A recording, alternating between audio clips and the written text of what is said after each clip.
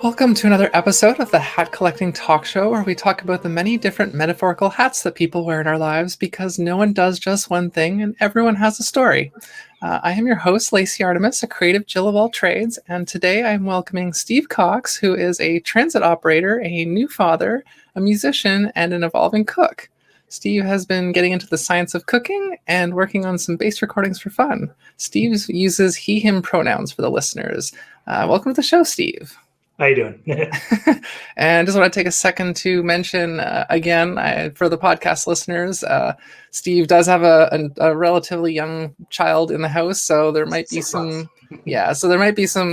crying or screaming or things in the background. Please forgive the noise. We can't help it. But we're going to do our best. He makes those when he wants to, so. Yeah. So Steve is going to try to strategically mute just like I do when my roommates make noise, and hopefully we'll have the best results. The way that we start this show is, can you tell us where you grew up?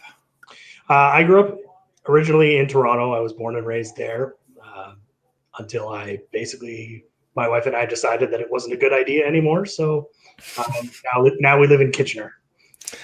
Yeah, I know. I know more and more people who are kind of in that same place of like, how much longer can we do it here? So for my friends and for my guests who are either living in Toronto or originally from Toronto, are not getting so much into the like true and false stereotypes and things like that, but I'm going to do a quick land acknowledgement here.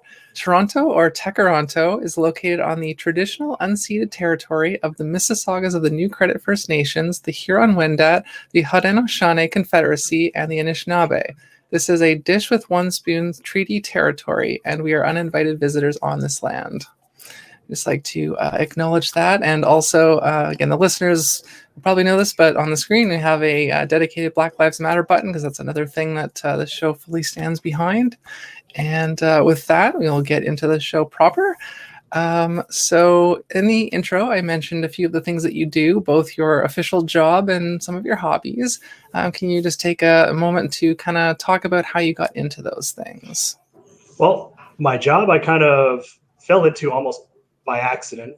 My wife and I decided that living in Toronto wasn't a very good choice for us anymore.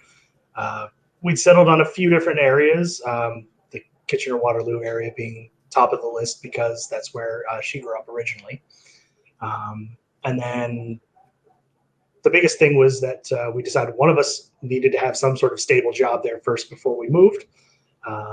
We happened to stumble across an advertisement in a local newspaper here looking for drivers for the new light rail system that was scheduled to be opening in the next couple of months. They were looking for drivers, and they said you didn't really need any experience outside of a driver's license. So I said, well, it's not going to cost me anything other than the 10 minutes it's going to take me to fill out the application. And now here I am. And I don't recall, what had you been doing before that? I was working in a call center before that, which wasn't too bad. It was for a medical alarm company, so it did help people, but it wasn't going anywhere. So yeah, that's understandable. And can you talk just a little bit about how, like, the cooking makes a lot of sense because you have a family, so it makes sense you're cooking for them, but I guess maybe a little bit more like the music and like what has gotten you more into the science of cooking part? Well, I'll start with the music just because it's chronologically first. I started playing guitar when I was a teenager. As most young men my age do, I was trying to impress a girl. It worked, and also it was pretty fun. So I've been doing that on and off since I was probably 15. I've played a few live shows here and there with some friends. Never really got anything of my own that really got off the ground, but it's an easy thing that I can sort of pick up and put down that doesn't require a lot of setup time or time that I need to necessarily go out of the house to do. It's something I can pick up in spare time and jam around for 20 minutes after I get home or while my son's taking a nap. So it's an easy hobby to keep up with, and it's a lot of fun especially to learn something new. Yeah, I picked up my guitar for the first time in a while this morning as well, and just kind of was goofing around for a bit. And it's like you said, it's just very easy to do, so it's a great little hobby. Yeah, you don't have to go anywhere once you've actually bought the instrument. There's not a lot of financial upkeep for that. And even if you do, you can usually find a relatively inexpensive, at least starting point. So, And so, what got you interested in the science of cooking, as you said? TV mostly. I was learning to cook because I was living on my own, and then again, once again, I originally learned because I was trying to impress a girl, and I would watch shows on TV to sort of learn, a few new things, and some of them would start getting into some of the cool sort of why this particular process works for this type of food. Um, you know, when you substitute different components, what kind of an effect that can have. Um, and I thought it was really fascinating. I love random trivia like that.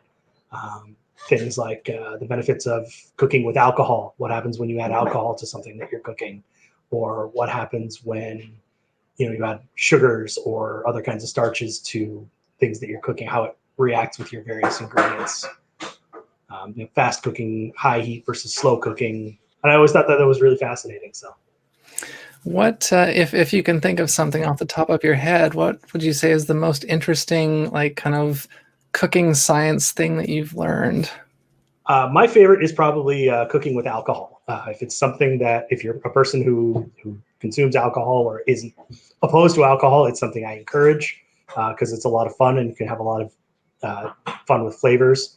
The big thing I learned is that if you're ever cooking in a pan with multiple ingredients, especially one that's protein based and one that maybe is like vegetable, most of the flavors that will come out of your vegetables are going to be water based or water soluble, whereas flavors that will come from your meats and your proteins tend to be fat soluble or oil soluble.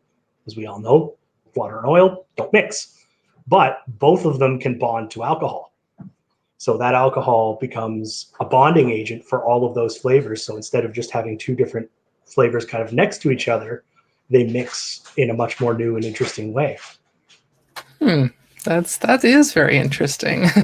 I'm not really a big alcohol person myself, but that's got me a bit curious, I got to It, admit. it doesn't take a lot. So if you don't like the taste of alcohol, you can use a very mild alcohol, or I find beer works really well with a lot of things because you also get the sugar content, which can add a new flavor. Again, if you don't like something really strong, go with a lighter, like a lager or a pale lager, something like that. Or if you like something stronger, go with a stout. I make a shepherd's pie that I use a stout beer with, and it's comes out great. Thank you for sharing that.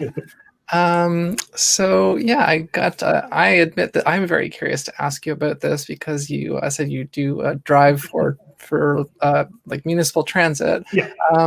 In your time with that so far, what do you think is like one of the biggest misconceptions people have about like that job or that type of work? Probably that they think it's easier than it actually is. Now, the actual mechanics of driving is not overly difficult. The way I describe it to people is we can teach you to be good at it, but we can't teach you to want to be good at it. So if you want, if this is something you want to do, great, we can teach you. It is definitely a skill, but it's a skill that can be learned. But what comes from it is the mental aspect of it, where we're out, we're driving. I drive a 50-ton light rail vehicle. If any of your listeners have seen the vehicles that are being used on the new Eglinton LRT, they're very similar to what I drive. In fact, the Eglinton ones are exactly the same. But it's a 50-ton train. It's on rails. I cannot change direction. I can either go forward or I can stop, and I can go backwards if I'm very careful. And so I have to be very alert at all times for people who are going to turn in front of me, who walk in front of me, who ride their bikes in front of me. I have to be aware of weather and traffic conditions. Leaves are the bane of my existence. I've learned to strongly dislike fall because anytime you get leaves on the track, your ability to stop that train becomes very, very difficult.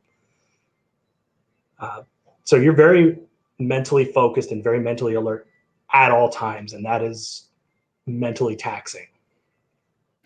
How do you, because I know for myself, like something like that I think that would like burn me out pretty quickly. How do you maintain that high level of focus for, a full day every day? Coffee helps. Um, Generally, they do have limits as to how long we are allowed to drive at any given stretch. Some of that is company based, some of that is Transport Canada based. We are not allowed to drive for more than 5 hours at a time without a minimum of 15-minute break. The way our schedule is set up, we usually have at least a couple of minutes at either end. So about every 45 minutes or so, I'm getting at least a 5-minute break where I can get up and at the very least walk to the other end of the train to go back the other direction. And they try to build in breaks as often as they can into the schedule just to break that up and to let you switch off a little bit for at least a couple of minutes. And that helps a lot. So yeah, the next question, our usual line here. When you were a kid, do you remember what you wanted to be or to do when you grew up? The first thing that I can really remember solidly wanting to do was probably when I was in high school. I wanted to be an architect. Um, I took some drafting classes, which I enjoyed, and I was all right at. Um, and I thought some of the design elements of how you lay out, especially houses and things like that, how you lay out a space, how it's got to be functional as well as being aesthetically pleasing. Especially how to design a functional kitchen, the importance of what they called the work triangle, which was always fun. Um, but I didn't have the math for it. I was not very good at math, so I kind of fell by the wayside. Yeah, I don't think you're my first guest to actually mention architecture as an interest. Like, I'm curious. The more that I do these, like, I'm curious to see how the like different. Because like we've had a few people say paleontology and a couple of architects, and so I'm curious to see over time how the different like fields or specific things fall if more people and like, oh, why are more people interested in this one seemingly? So that's one of the little nuggets of insight that might come out of this show over time. Um, so yeah, the kind of the next question is essentially kind of the kernel of where this show is born from, and it's like I'm realizing there's more and more of these cultural narratives that I'm kind of tying to these questions and trying to challenge through this show. So this idea that by the age of 30, we're basically all supposed to have figured out our lives and know what we're doing and be set, and for most people that's not the case. So I'm curious, in your case, at what age, if this is even the case yet, at what age did you feel like you had found a path or a track in your life that you were very confident or happy to follow forward? I would say that for me, that probably happened around the late summer, early fall of 2018. So I would have been 33. I had been at my job for a couple of months and I was feeling good about it. I was able to say, okay, yes, this is something I can do. This is something that I can be good at. The long-term prospects of this job are good. Public transit's not an industry that's going anywhere. We're pretty much, highly recession resistant, if not recession proof. I was in a great relationship, a very healthy relationship that was going forward. We hadn't made all the final decisions about where our future was going, but we were in a position where we were able to make those decisions productively. We can have a productive conversation about where we want to live. What do we want out of a home? What do we want kids? How many kids do we want? At what point do we feel like we're going to be ready to start that process? So it was at that point, I feel like, all right, I'm not quite there yet, but I am definitely going the right direction. Yeah, so it sounds like you were just, I guess, slightly behind schedule on that expectation of society. But of course, there's no wrong answers here. Um, and so the kind of sub question to this is, what would you say was one of the biggest obstacles to you finding that path and kind of verifying for yourself that that was the right path and getting onto it? Mainly fear. The job I was at before, I didn't enjoy it, but it was a stable job. It paid better than any job I had had up to that point. It had benefits, which were great, important to me. Um, but and so it was stable, and it was there. It was comfortable. It was familiar. And there's always that little part in the back of your mind. It's like, okay, this is a great opportunity, but what if it goes wrong? What if it turns out I'm not very good at this, or I make some sort of huge catastrophic mistake that I can't recover from, and I end up washing out, in training, or worse, 6 or 8 months down the road after we've decided to move, and all of a sudden now I don't have a job. So there was definitely an element of fear in trying to leave behind what was ultimately not healthy, but was very familiar and felt safe. Yeah, I can definitely relate to that. I've had a lot of jobs in my life with no clear like end goal, no like nothing to kind of aspire to, and I didn't really enjoy it. Didn't feel like it was what I was supposed to be doing. And like fear is a huge issue for a lot of people. So that's a very relatable answer. The next question: would you consider yourself shy or introverted at all? I kind of go back and forth. A lot of it depends on the environment, who I'm with, what the context of why I with all these people. Do I have a conversation topic that we're all here to share that I can talk about? Great, I can go on. If you give me an in, I can go on for a while.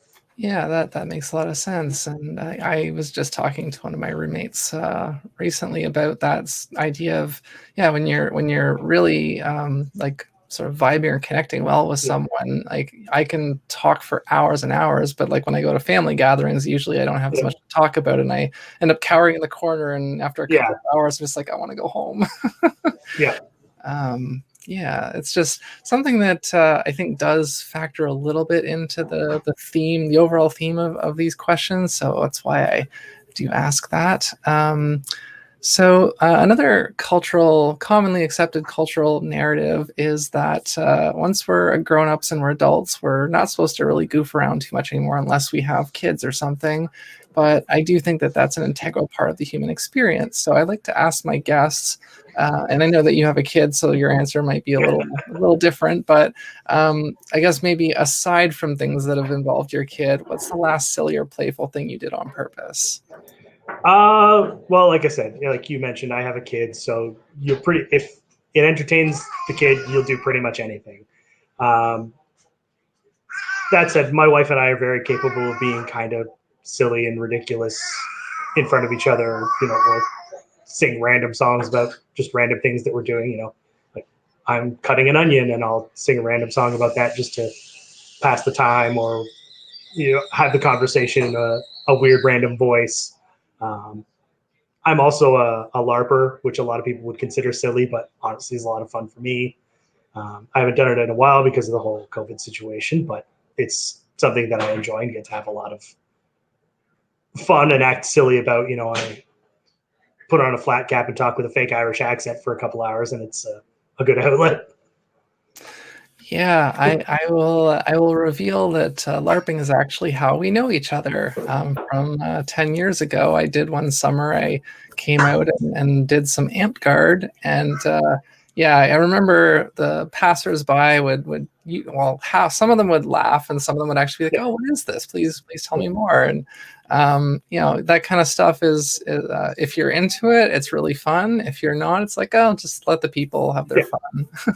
It's a little bit of harmless fun. You get to act a little weird. The one I do is we rent out the top floor of a bar, so we can always go down and separate ourselves from it a little bit, and then a little liquid courage if that's what you need. Yeah, that makes a lot of sense. It's something that, like, I mean, I've done improv, which is, I guess, a little bit similar. There's definitely some overlap, yeah. Yeah, I guess that's a little bit more rooted in like, well, I guess I shouldn't say yours isn't rooted in the real world. The LARPing that I'm more familiar with is not rooted in the real world Yeah. as much.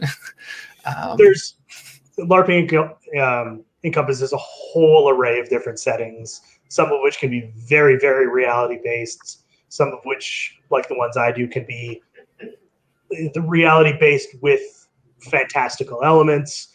Like the one I do is all about the real modern world, but werewolves and vampires and wizards and fae are all very real. or, you've got your very high fantasy, wizards and magic and whatnot kind of environment. Yeah. So a new question that I have added to the show, and this is actually the first time I'm asking it, so you get to start the tradition. I know it's exciting. Lucky me. So another thing that kind of gets talked about a little bit more these days than it used to is this idea of self-care. And I think a lot of people, when they hear that, they tend to assume like, oh, going to a spa or like getting pampered, like something really fancy. But again, self-care can be like really basic, simple things. And so just based on whatever that means to you, what was the last thing that you did for self-care for yourself? I think the last thing that we did probably that was expressly for that purpose was a couple of nights ago. My wife and I both had a bit of a rough day, and so there's a dessert restaurant about a couple of blocks from our house, and they do delivery, and so we ordered cheesecake. So it was delicious, and it was great. Yeah, I mean, for a lot of people, food is self-care, and I recently had a chocolate bar for that very reason as well. So, yeah, there's no wrong answers. Again, it's just something I'm really curious as to hear what different people will say. So, yeah, the next question here. I'd like to, because this show is about learning and about kind of learning what people do and learning what people like. And so a question that I ask is, what is the last new thing that you learned, whether it was a fact or like a skill? And what is something else new that you would like to learn, also a fact or skill? Well, this one's actually related to one of my other things. I am trying to teach myself how to make gumbo, just because I think that would be a lot of fun to be able to do. It's something I can be a little bit creative with, follow a few basic steps and then add my own little twist on that. Again, I also try to learn a new song every now and then. I'll hear something on the radio or remember a song that I used to like and think, do I know how to play that? No? All right, let's learn. I've also started learning about more music recording processes. I've got some basic programs that I'm looking into starting to work with so that maybe I can record something even just for my own amusement. If I just post it on Facebook to a couple of my friends, say, hey, I did this thing, check it out. I've got a little bit of basic equipment and I've started playing around with that and see where that takes me. Cool. I feel like throwing out just as I'm thinking of it, I kind of want to throw a off-script question at you. Okay. Because I haven't had too many guests so far who've actually had kids, and I know there's a lot of talk about there's no official parenting manual. There's lots of books with like tips and things, but I'm curious to ask you because you're still pretty new into it, but like, what is something that like you were not told or you didn't hear or read or see anywhere that you wish that you had known before you had your kid?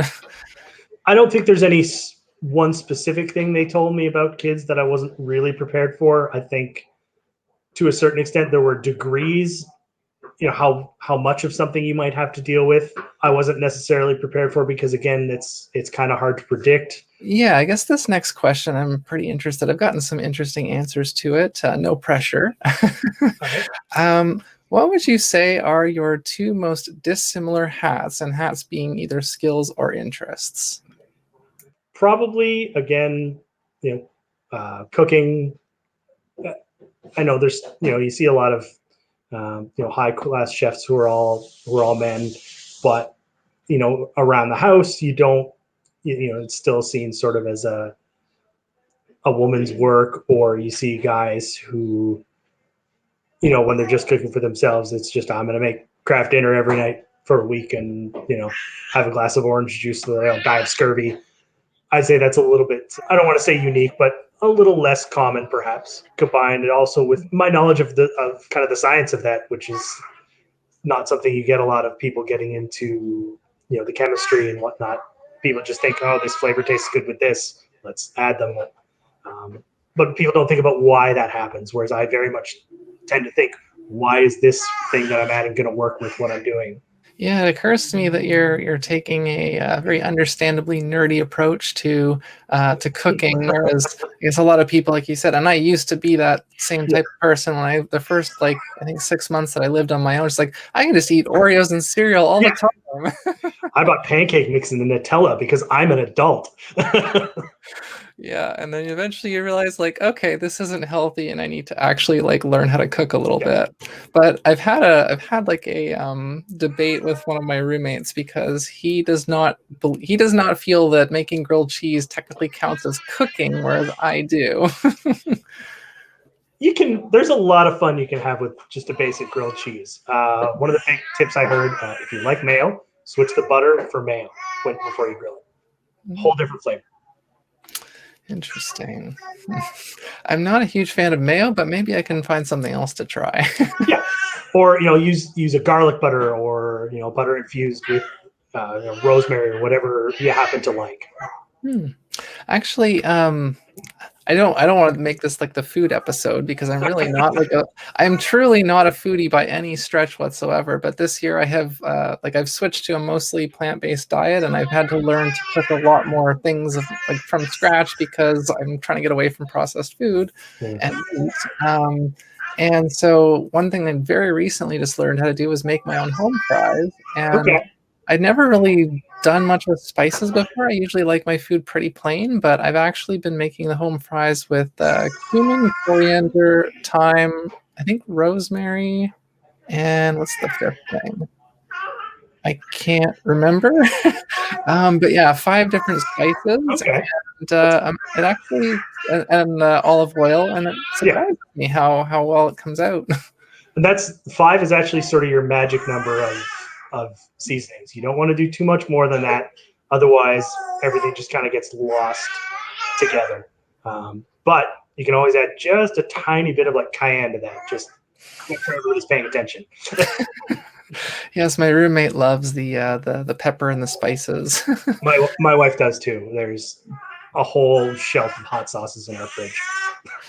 So obviously, with you having a I don't know if you would you consider your job a 9 to 5 type job?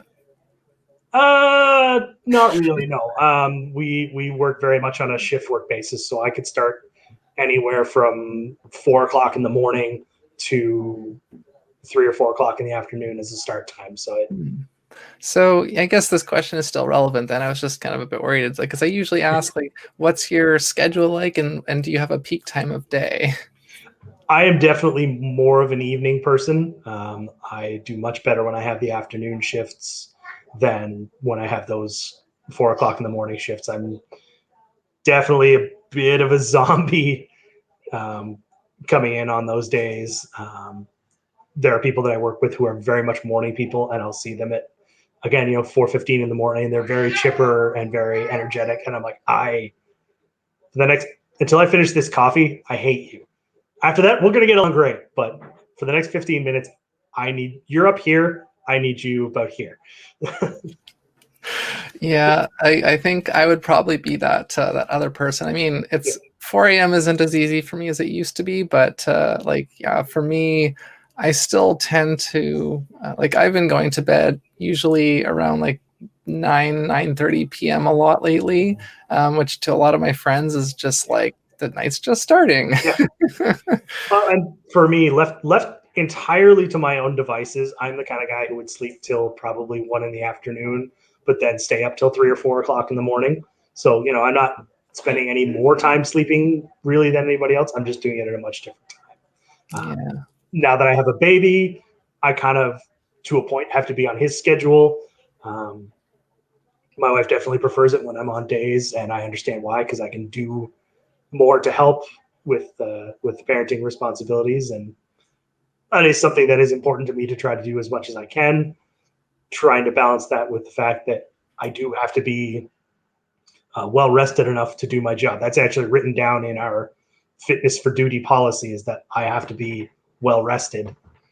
That's a bit of a subject to interpretation, but if I walk in and I've only had 3 hours of sleep and my eyes are barely open, they're going to say, no, you're not, you can't drive like this. Yeah, that's I mean that makes sense. Like I was kind of curious like how stringent or like um dutiful they would be in kind of keeping an eye on stuff like Yeah, that. we the bulk of it is kind of self monitored, self reliant. Um, we have for the moment at least, a very open culture where I work. So there's not, if you come in once and say, look, I was not having a good time last night, or, I can come in and say, like, my son was just not having it last night. So as long as it doesn't look like you're chronically making bad decisions regarding that, there's a fair bit of leeway in terms of giving you that allowance to say, look, I am not fit for this. And a lot of it comes down to the fact that it is a very safety critical job. Like, me going out there when I haven't had enough sleep is not safe. I could roll through an intersection. The best case scenario for that is just I run through, an intersection at 4 a.m. when there's nobody within a mile of me. But the worst case scenario is that, I could T-bone a car at 40 or 50 kilometers an hour, and that's a disaster waiting to happen. Yes, definitely not something that you want. um, so the next question here in my list. So obviously the pandemic has disrupted most of our lives, and there's been positives and negatives to come out of that. I'm trying to stay focused on the positives. A lot of my guests have started like new projects or things like that as a result of having kind of more free time. But what I essentially ask is what is a silver lining or a positive that has resulted in your life specifically because of the disruption from the pandemic?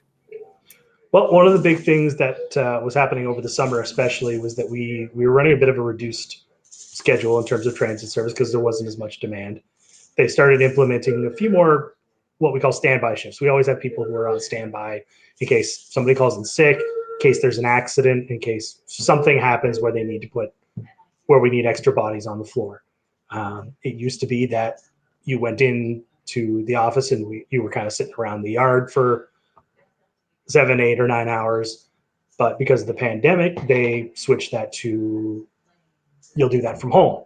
You've got to be ready. You've got to be, in uniform and ready to go. Just keep your phone next to you. And other than that, do whatever you would normally do at home. I got a little bit of, I don't quite want to say preferential treatment there because I have diabetes. I have a chronic illness. There's two other guys that I work with who also do. And because of the pandemic, we were given a few more of those shifts than I think other people were. We didn't ask for it. It was just something that worked out. But that meant that I could spend a lot more time at home and to help out with the parenting load because my son was born right in the middle of the pandemic. He was born in May. So, for the few weeks leading up to it, when my wife was home, I could help her out a little bit more because she was great with child. So I needed a little bit more help around the house. And then after he was born, I could be there a lot more because I was only, instead of going in, 5 days a week, I was only going in 4 or sometimes even 3 days a week. So I could be home a little bit more, and I could spend a little bit more time, parenting, helping my wife out, spending time with my son, which I really enjoy doing and is important to me. So Yeah, that's good to hear. And again, like yeah, a lot of people just said like having more free time unexpectedly has allowed, more reflection, more trying new things that they've been meaning to try forever, starting new projects. So it's actually been interesting to like I think initially everyone was kind of freaking out and we're still or a lot of us still obviously not happy because we don't know how long this is going to go and yeah, it's still an a non-ideal situation, but yeah. glad to hear that a lot of people are at least getting something out of it. So that's good. I had Uh, some plans to just try to start a couple of new skills, but those kind of fell by the wayside when my son was born. Almost 4 weeks early. So that would do it. So the next question here, and this is one where you can say as much or as little as you're comfortable saying. Have you dealt with any disabilities or mental health issues in your life, and how have you worked through them? I wouldn't necessarily call it a disability. It's a chronic illness. I have type 1 diabetes. I have since I was 16. So, creeping up on 20 years at this point. Um, and I've had my ups and downs with it. There's times when it's, frustrating to have to remember this whole, little pharmacy kit that I have to bring with me if I'm going to be out for more than an hour. I have to bring this whole thing, this whole kit and caboodle with me, and me managing and monitoring very carefully what I eat. There's not really anything I can't eat, but I have to be very aware of what I'm eating. I have to read a lot of nutrition labels, or look up a lot of nutritional information, especially if I go to restaurants. I have to Google nutritional information. So that legislation that made it mandatory for them to have that information was a godsend for me. Even ignoring the calorie information, I was super happy about that, because this is going to make it so much easier because I don't have to guess. Yeah, no, absolutely. And I'm kind of glad that I know this question specifies like disabilities and mental health, but I guess I should probably update it to just say any kind of health issue. Because yeah, like I'm not trying to say like you don't have any mental health because you maybe just don't want to talk about it, but well, I've never dealt with anything, chronic. I've had little episodes here and there, but I wouldn't consider those necessarily, an illness, because I know people who have, things like depression or bipolar disorder, and I very much feel those are absolutely very real, but I don't feel like I haven't had it to that point where I've needed that kind of intervention. It's just, I'm going through a difficult time and I just need time to sort of work my way through it. And to me, I don't know if that counts as, real quote unquote depression, or if it's just, I'm going through something tough. Maybe that's not for me to decide whether that's an accurate way to put it or not, but yeah. Well, yeah, and that's why like this is totally up to guest interpretation. And so I appreciate both of your answers. So another question here that's a little bit newer, in sort of, I guess, more specifically related to your goals and your aspirations. How have the close relationships in your life been supportive, or how have they kind of felt about those goals and aspirations? for the most part, the people I have around me have been great. My wife is unbelievably supportive. The fact that I'm in the position that I'm in today, that I can say I'm on track, as we said, earlier on, is because I had her support. I probably would not have had the guts to leave a job that was as secure as mine was if it wasn't for her believing that I could. Um, my parents have always been very supportive. Um, my friends have always been very supportive. They do the whole, I'm there. We're there if you need us. But I actually believe that, and I really do feel that I can reach out to them, and I have at times to say, "Hey, I'm going through this issue," and the only reason I ever don't do that is mostly my own doing, and my own like, I don't want to bother anybody with this. It's not because I don't think that they're unwilling to do that. It's my unwillingness to burden them with that. But for the most part, yeah, I've been unbelievably lucky to have the support that I've had. Yeah, you actually bring up a good point there, in that sometimes we kind of do need help, but maybe we don't want to ask for it, or we feel like we shouldn't, or so being able to recognize when you need help and actually being able to ask for it and kind of swallow your pride, that can be a big part of it as well. I guess on a bit of a similar note, I'm getting close to the end here. This next question here is to preface, like, obviously we all fail at different things in our lives, and some of them are big failures, some of them are small failures. But what is something that you have failed at in your life that you're like glad that you failed at because you learned something really valuable from it? And if you're willing to share, what did you learn?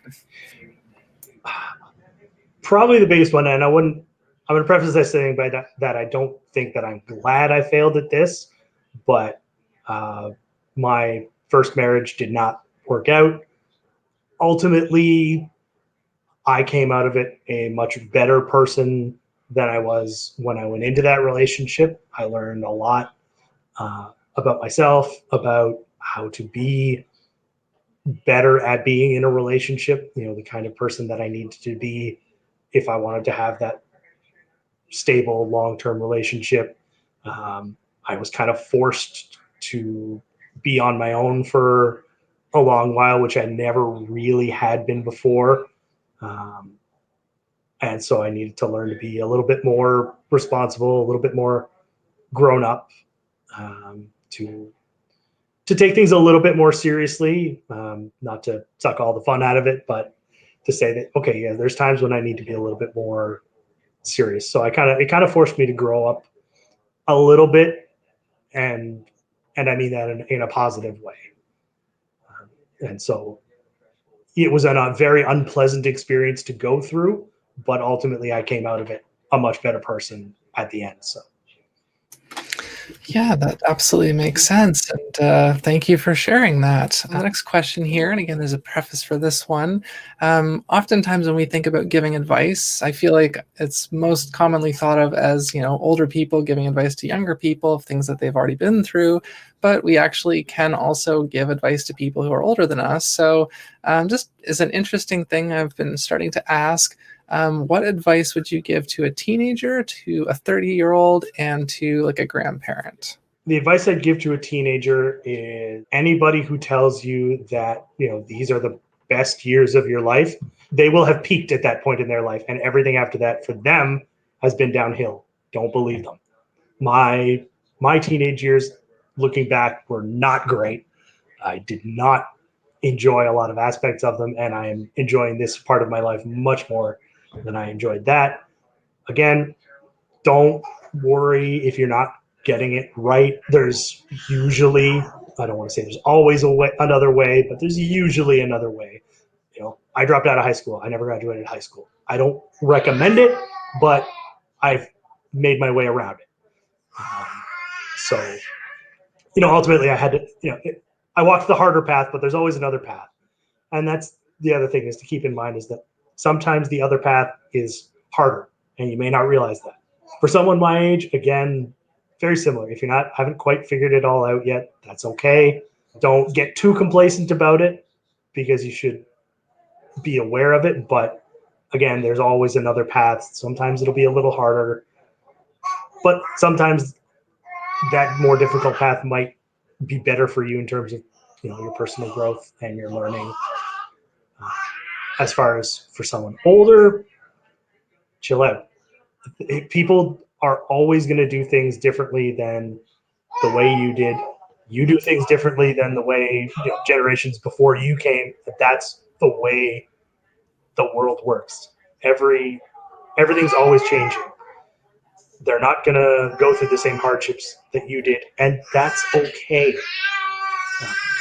They might go through equally difficult ones that are just different, but it doesn't necessarily make it any easier or make it any worse. But just let them figure it out. The kids will be all right. I appreciate that because that's definitely a thing that even like as a mid-30s person myself now, and I'm just starting to kind of hear about like some of the new ways that Yeah. very early teens are kind of doing things now, and I'm just like, what? And I'm just like, I'm not even like old yet. I absolutely catch myself doing that sometimes. I live in a suburban neighborhood, so I see kids walking to school. We have teenagers who use our transit system to get to and from school, and I see them, and sometimes I roll my eyes, and especially when I see them, wearing cropped pants and tennis shoes when it's 20 degrees below zero, and I'm like, you're gonna get frostbite, but just don't get worked up about it. It's not worth it. Kids will be all right. Yes. So this is the part where I like to let the flip the script and let the guest put me on the hot seat. Is there anything that you would like to ask me? All right. Well, you gave me the preview of what most people ask you, so I'll try to avoid that. So what I wanted to ask is, assuming that you had, the resources that you needed to do it, whatever documentation you would need, you've got 2 weeks to do or go or see whatever you want. Where do you go? That is a very tough question. 2 weeks. So like, I have 2 weeks worth of time to Yeah, do 2 weeks worth of time that you don't have any other responsibilities for. Um, so my temptation is to be like, I would want to go and spend like a couple of days in several different places around the world, but like knowing how I am with like, even if I go like to a different continent at all, it's gonna take me probably a full week just to kind of like get acclimatized and feel like, okay, now I have like a home base here and I can. So 2 weeks, like I'd almost have to maybe change the question to be like a month or something, but that's Okay, fair still. enough. Again, I don't know. I find myself that my maximum is about 2 weeks. We spent 2 weeks in Europe, and we were in a different city every couple of days just by train, and that was great. But sort of 2 weeks becomes about my all right. I want to sleep in my own bed again. I So think that's my upper limit is about 2 weeks. so. Something that I'm thinking about here, probably about 10 years ago or so, I was working at a job, and like I don't normally take like vacations. I usually just take like a day off here and there as I need to. But like for me, taking like a week and going to like some tropical beach, like that doesn't interest me at all. So what I was just thinking of is like, okay, what? So I would, just as a hypothetical, maybe if there was like some other creator or artist who I really admired and who said like, hey, do you want to collaborate on something, and like say like, come to like New York City and we'll like rent a space and we'll just work on this thing for 2 weeks, and be like, that would probably be very exciting and cool for me. Right. Because like right now, like that's kind of what I'm doing. I'm using pockets of time to work on different things. But if I could just, no job, no other nonsense, just be able to focus on an art project for like a good amount of time, that I think would really kind of be one of my ideal. Scratch that itch, the creative itch. Yeah. Yeah, so that's kind of my clumsy answer. No, that's fair. That's great. Yeah. So the last official question on our list here: are there any specific causes or charities that you would like to promote or raise awareness of? Other than the stuff that you have already mentioned on previous shows, I want to give a shout out to the Canadian Cancer Society. They are always doing good work. I know that in our current political climate, there are a lot of other very good causes that are popping up, but they have been doing consistent great work for a lot of years in terms of research, supports for families of people who are suffering from cancer, as well as their patients as well. And they are always doing great work. And so if you find yourself in a position to support them, absolutely please do. I support that statement. Like this is the thing, there's so many great charities and causes out there. Yeah. So it's like each episode we're just gonna spotlight one of them basically. So yeah, this is the plug section now. I'm not sure because I usually say if there's anywhere that online that you have like a Twitter or anything like that people could check you out. I don't know if you do, but if not, that's fine. My Twitter is me just trolling people, so it's really for my own amusement. But I'll make you a deal that if I ever get any of this music stuff off the ground, I'll come back and let everybody who's listening know where to find me. Yeah, like I realize not all of my guests are going to have kind of like a public online presence, but I like to ask just because maybe there's something that you did have that I didn't know of, and Yeah.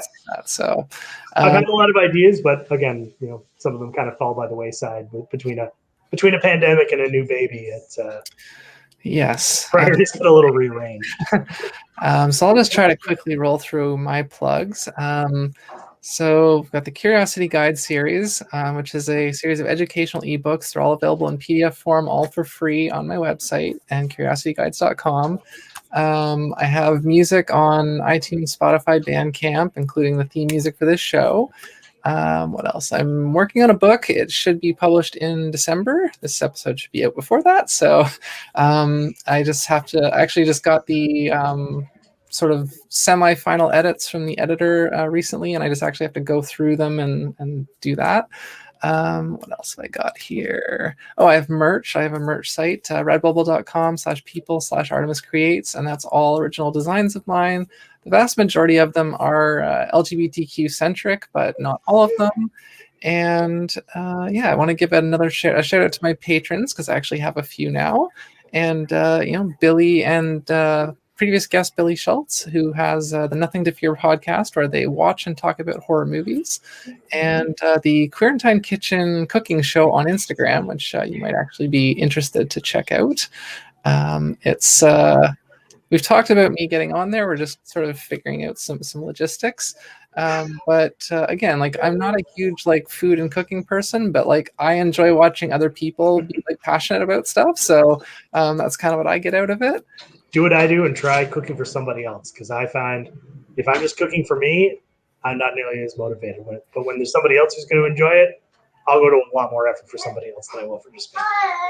You're absolutely right, and I actually have kind of been seeing somebody new recently, and that's something that we've been kind of excited to get into. So, yeah, is there anything else here? Oh yeah, so for the podcast listeners, if you want to take a second to leave a review and a rating on iTunes or whatever other platforms allow that, that would be appreciated. Of course, you're not obligated, but I would appreciate it.